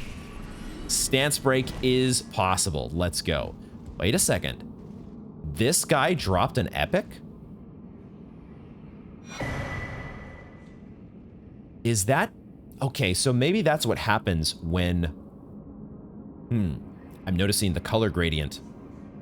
It's not just key items, is it? It is certain other items. We got their weapon, the Pest's Glaive. The Pest's Glaive. Let's check it out. Glaive made from a hard, sharpened shell, wielded by the pests who emerged from the swamp of Aeonia. You know what? That's a much better name than Kindred of Rot. It's too, like, Kindred of Rot or whatever is way too respectful. That gives you guys way too much credit and prestige. You are the pests.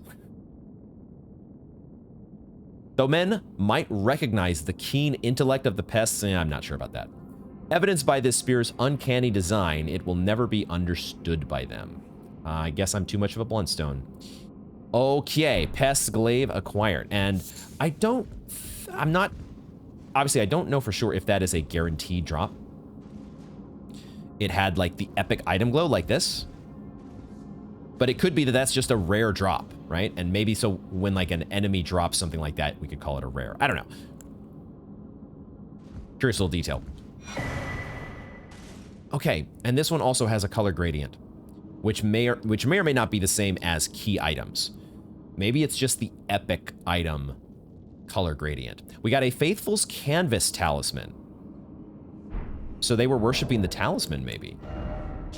Raises potency of incantations. Ooh, very nice. I love the sound of that. A talisman bearing an icon that depicts a group of masked figures. The figures represent the flock at prayer.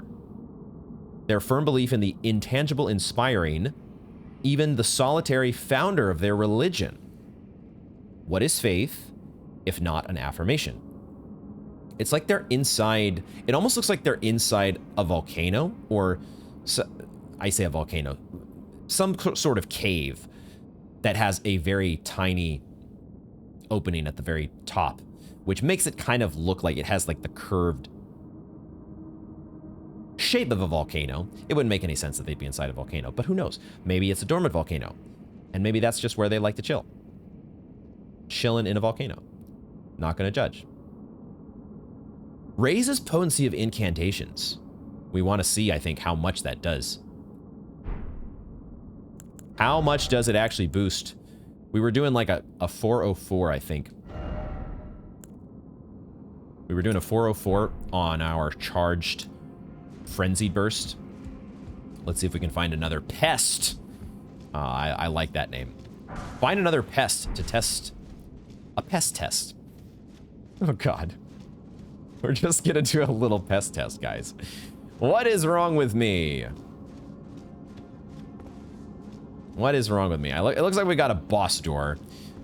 So, so I do want to go through that boss door, but I'm also at a point here where I do just need a very quick little break. So, so let's do that. Let's take a break here and get back to the boss door in just a moment. And break time is over. And due to the fact that I have rebooted my game in the meantime, means that we are no longer bloody. We have gone to the twinned armor sets laundromat. There's a very special dry cleaner that you have to use to get this armor completely spotless. Now, it's time to deal with a boss slash mini boss. I'm hearing some snoring or growling or something behind the door here, and I can't help but wonder, is this another magma worm? It feels like we could be taking on another magma worm. How many flasks do we have? We're full on healing flasks still, and we have enough to do the rest of our stuff here, I think. So let's do that, if I can remember exactly what I intend to do. I will go ahead and clear the board a little bit here in terms of stuff that's on our action bar. We'll leave holy pots on there just in case. Oh, right, and we have this thing on here. Do I want to keep that? Am I going to be, if it is a magma worm, we're probably not using that many spells. So even this Radagon icon is not going to be super effective. Probably better to just throw on the Flame Drake Talisman. The other two are fine. We could also throw on the more general purpose recovery speed. But I might want this fire. I don't know for sure if it's a magma worm, but that's my suspicion here. It feels like, based on what I can see, I don't know. Why would it be a magma worm, though? All right, let's stop thinking about it too much here and go ahead and kick into gear. Let's do this. Pickled turtleneck. Love me my trickle heal. And then flame grant me strength. And I guess I will do some frenzied bursts if it'll let me get one off. Even if it's not crazy effective.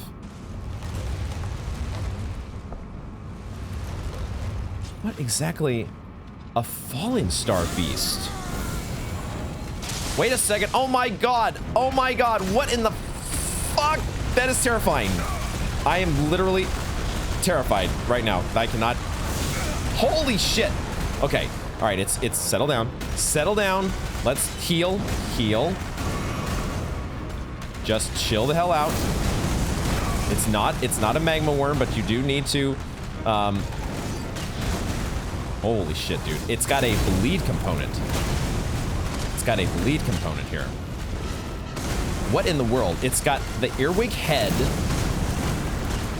The earwig head and scorpion tail. This thing is terrifying. Oh, and it's got gravity attacks, because why not? Shit. Okay, that's quite an arsenal you've got here. Okay. It does roly-poly shit as well. Like, some of it's... Wow, the scorpion tail wipe there. Yeesh. Motherfucker.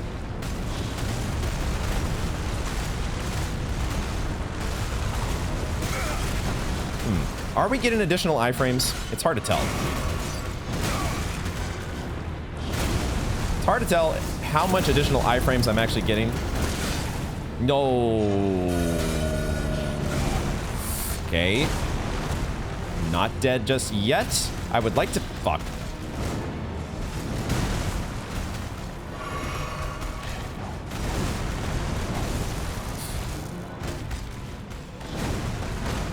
sometimes my rolling to get back on my feet is not happening as quickly as I'd like it to. Maybe I need to spam the roll button a bit more.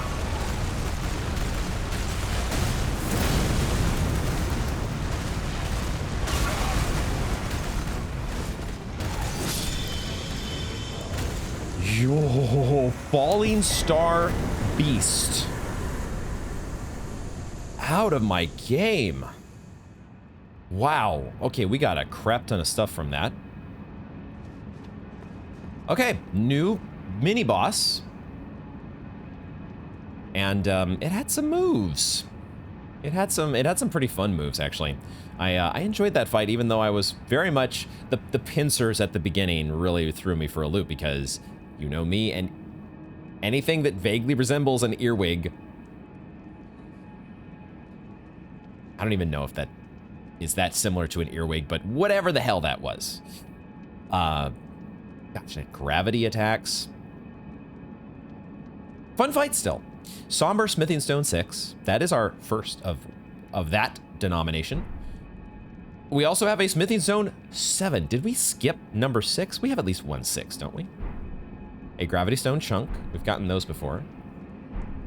And then a Somber Stone Miner's Bell Bearing. Oh shit, I think we might have gotten unlimited Somber Smithing Stones of at least the lower denominations. This feels like what we got at the end of the Crystal Tunnel way back over here in Liurnia. What was it called? The Rea Lucaria Crystal Tunnel. Now, let me think here. Oh, this was a crystal cave. Interesting. I wonder if this theme will continue. We had a Rea Lucaria Crystal Tunnel, and now we have taken out the Sellia Crystal Tunnel, or dealt with the Sellia Crystal Tunnel. Will we have other crystal tunnels that will similarly yield not smithing stones, but bell bearings that give unlimited smithing stones? 1 and 2. As well as glintstone scraps. I feel like anything like glintstone related we just are completely ignoring. Maybe we shouldn't, I don't know. But we're a faith build, right? We're a faith build. Okay, unlimited somber stones 1 and 2. The bell bearing of a miner who once dug for somber smithing stone. Very talk about a description matching its usage. Smithing stone 7 up to plus 21. Stone used to smith a variety of armaments found in a polar region. It is semi-vitrified. Is that a word? Has to be a word, right? Time to look up a word. Vitrified. Oh, it's an adjective for converted into glass. Having the surface made shiny and non-porous by fusing a vitreous solution to it.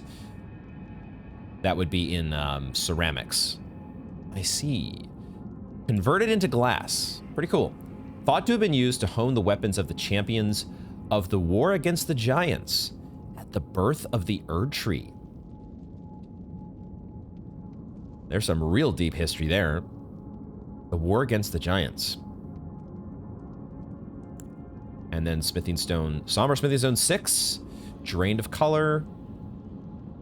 Special armaments with unique characteristics cannot be strengthened with colored smithing stones. Number of steps, I think that's the same description as the normal smithing stones. Okay. We could put our scale sword up to plus 6 now if we wanted.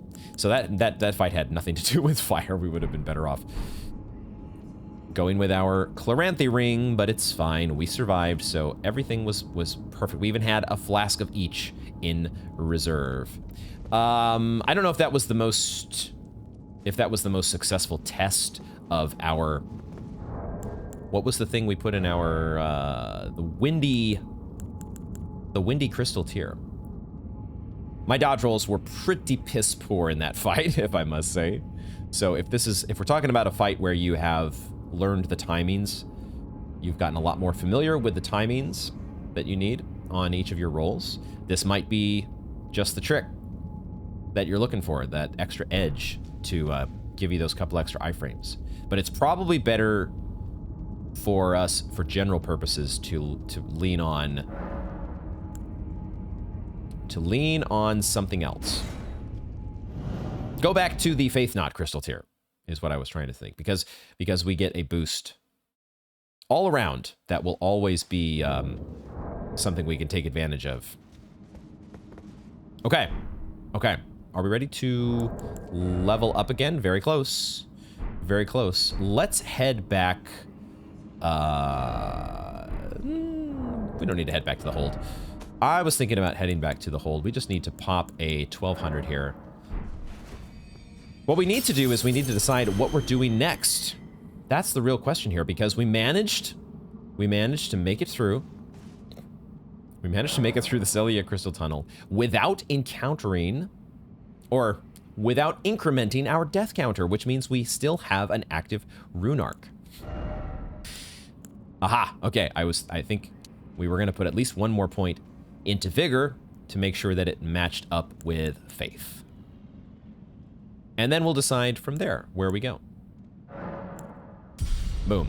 More hit points, more better. Where are we going next is the question. We did list out the different options here of what we would do if we had lost our rune arc. So now we have to maybe just bite the bullet and say, hey, we're gonna face death no matter what we do. Just pick the best direction and go with it. Like, we could start exploring the Dragon Barrow. That is another option that we have. But I kind of like the idea. Like, we have this whole ravine here that that leads out of the Deep Shifra Well. And this ravine goes over here to the Big Pot. Definitely want to check that out. But I'm starting to think that, you know, the Dragon Barrow is just going to be like... Well, hold on a second here. Let's check the Sites of Grace. So it is listed under Caelid, right? It is listed as part of, like, the overall Caelid menu. Just like the Weeping Peninsula was listed as part of the overall Limgrave menu, correct? So the Dragon Barrow is basically still Caelid. So we could do that, right? We don't have to necessarily jump through the nearest fog gate.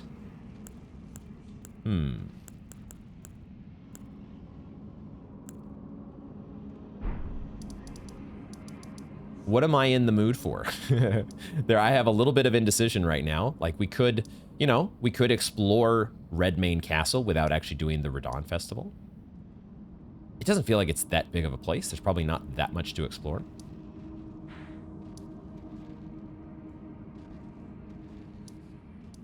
Okay, you know what? Let's go ahead and let's see what's behind the fog gate. Let's see what's behind the Sellia Town of Sorcery fog gate, that is. I do want to get back to the Radon Festival, but I don't think I'm quite feeling up to that today. And I also don't think that I want to focus on exploring Redmane Castle either. I think I'm curious to see what's behind a fog gate, though. Even though we haven't lost our rune arc, we have plenty of rune arcs that we can just use, and it'll be fine. Everything will be fine. You're supposed to. They give you these items for a reason. It's no big deal. What we need to do first is think about what spells we're going to equip, because spells may be of much more use in this fight. I don't know if we're going to need Flame Cleanse Me, but we have 2 additional memory slots that we can use regardless. So how do we want to go about doing this? These are support incantations. The offensive incantations.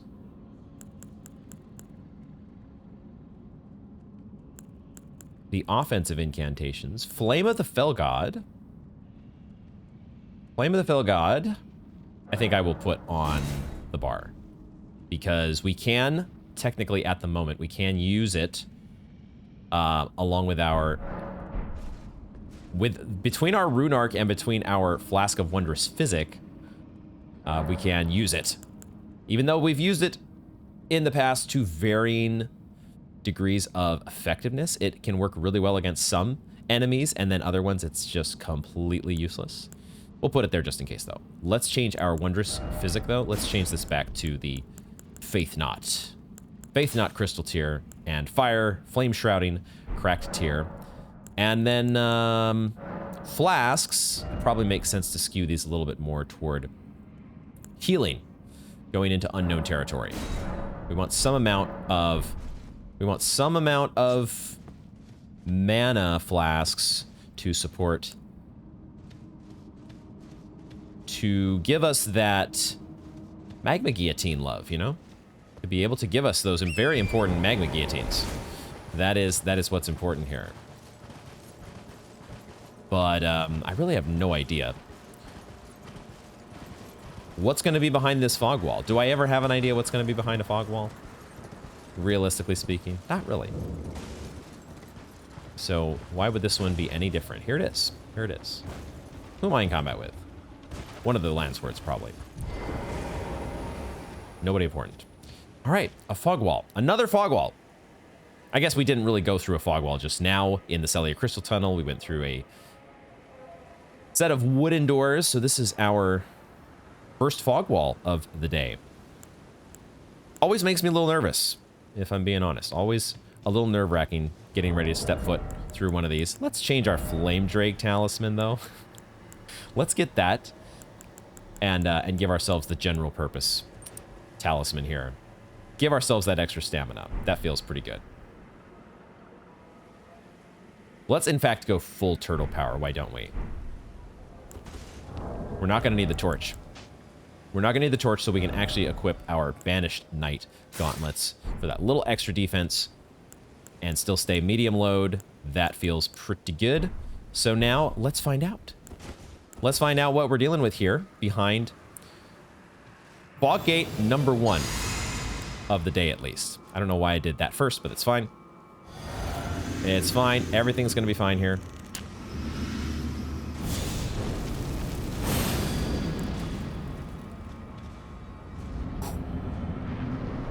Whoa, Nox Swordstress and Monk. Oh, they are pretty weak. Okay. Interesting. And there's another... Well, of course, there's a fog wall behind that we need to get through by beating this person. We just need to actually hit them. The Nox Swordstress and Nox Monk, who's got the ball and chain here going on. All right. And you're out of here. Wow. Okay. Enemy felled. Interesting. That was much... Whoa, okay. Compared to the previous mini-boss... I think part of what made the previous mini-boss so... ridiculously... Not ridiculously hard, but ridiculously... stressful compared to this boss was the fact that just the look of the dang thing triggers an irrational fear inside of me. The Nox Swordsman and the Nox Monk. Shades of the... Gosh, what was the duo that you fight at the end of at DS2? Felt a little bit like that fight in how anti-climactic it was. And also dealing with a duo, but I mean, not even... What were they called? The Throne Guardians? The Throne Guardians at least didn't die that quickly. Are we just really that overleveled? Probably. Nox Flowing Sword, a grim weapon wielded by swordsmen of the Eternal City. Here we have another connection to Nokron. I had wondered, the word Nox made me think, is this connected to Nokron in some way? This Chotel has a blade as fine as a needle, forged from the liquid metal of a silver tier. It is thoroughly tempered until hardened, and it does have a unique skill, Flowing Form. Temporarily transforms armament into its liquid form. Swing the armament like a whip to perform a sweeping slice over a wide area. Try it out.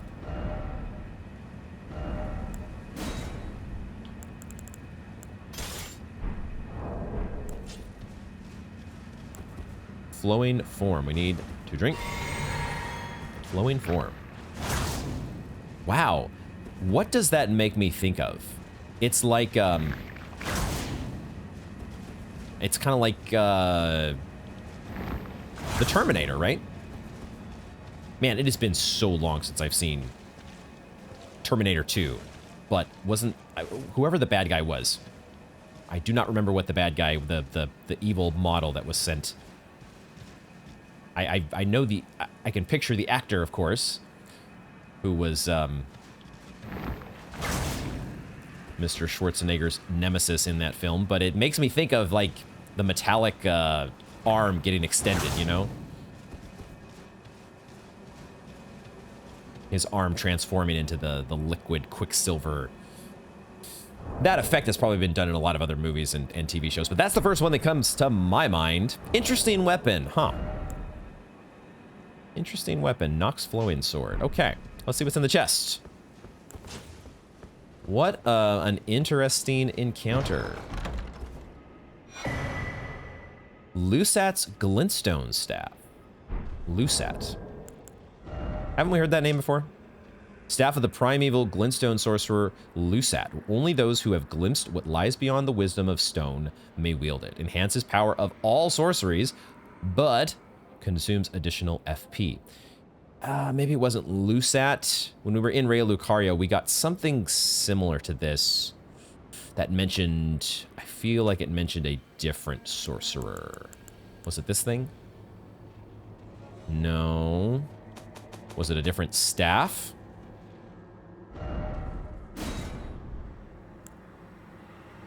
This is the Crystalian staff. Lusat's glintstone. There it is. Azur's glintstone staff. So I see Lusat's enhances the power of sorceries. Azur's reduces the casting time. I want some of these for Faith. I mean, we're getting talismans that do this for Faith, which is cool. But I wouldn't mind having like an actual... Why do the sorcerers get all the cool like staffs? I know, because they have staffs and we have seals. Like I only have these 4 seals I picked up how long ago? Like you get all these seals like way early on in the game. And the glintstone, the sorcerer folks get like 10 times as many options. What in the hell? What is with all the sorcerer bias in this game? Us poor incantation enthusiasts. What we have to put up with. I think that is where we are going to wrap up this installment of Elden Ring, folks. It is going to be a little bit on the shorter side compared to most of our episodes. But some of the footage that... there will be quite a bit of footage here that you all will not have seen. Some of it related to my my alternate file. And so my recording time here has been longer than running time. And I'm running a bit lower on energy than I'd like. And so we're going to call it a day here. And we're going to look forward next time. I think next time may be the time. It may be, at long last, time for us to get back to a certain festival. That might be the call. Because really, what else is there to do in Caelid other than going into the Dragon Barrow? That's a pretty big deal, you know? Getting the Dragon Barrow is going to be a very... Well, in terms of size, I suppose it's about the same. It's a little bit smaller than the rest of Caelid, but you got to remember the sand dunes out here are kind of skewing the stats on that overall land area. But I'm very anxious. I'm very anxious to explore it and maybe help out our friend Garank. Maybe we can bring him back down to Earth by fighting him at some point. Anxious to take on Radon, and then eventually, once we have Caelid checked off the list, well, we've still got some open mysteries in Liurnia that we're hoping we'll get some answers to eventually. But the Altus Plateau awaits, whether it is in the direction of the capital or whatever direction, I'm guessing over here somewhere, takes us to Mount Gelmir and Volcano Manor. Some really, really, really fun stuff And of course, that's not even, we haven't even begun to, we've only gotten our very brief preview of Crumbling Farum Azula. And, you know, I've also, another thing we picked up way, way long ago and have never delved into are the Ainsel River well depths. You know, there's another part of the underground here. I'm sure there's going to be more, but we've got a link to the underground that we've just never gone down. What do we do next? So there are going to be so many decisions as we go forward, but I'm going to be looking forward to all of it. But I'm especially looking forward to maybe getting back to a festival next time. We shall see. What a lovely view to end the episode with here. We love the swamp of Aeonia, don't we? So picturesque. Thank you all very much for joining me, and I hope to see you in the next one.